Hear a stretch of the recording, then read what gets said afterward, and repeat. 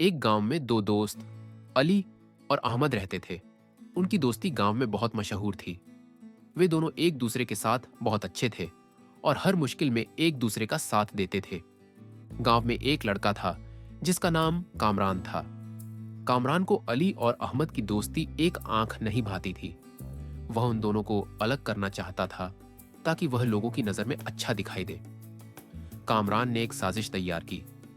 उसने अली को एक जाली खत लिखा जिसमें अहमद ने अली के खिलाफ कुछ बातें लिखी थी। अली ने वह खत पढ़ा तो उसे बहुत गुस्सा आया और उसने अहमद से झगड़ा कर लिया। अहमद को समझ नहीं आया कि क्या हुआ है। वह अली से अलग हो गया और दोनों के बीच एक बड़ा फासला पैदा हो गया। कामरान खुश था कि उसने अपने मकसद में कामयाब हो गया है। गांव के एक बुजुर्ग ने अली और अहमद को अलग अलग समझाने की कोशिश की। उन्होंने कहा, यह सब तुम लोगों के बीच होने वाली कोई आम बात नहीं है। जरूर कोई तीसरा व्यक्ति इसमें शामिल है। लेकिन अली और अहमद ने बुजुर्ग की बात नहीं मानी और एक दूसरे से दूर होते गए। एक दिन गांव का डाकिया गांव में आया और लोगों से बातें करने लगा।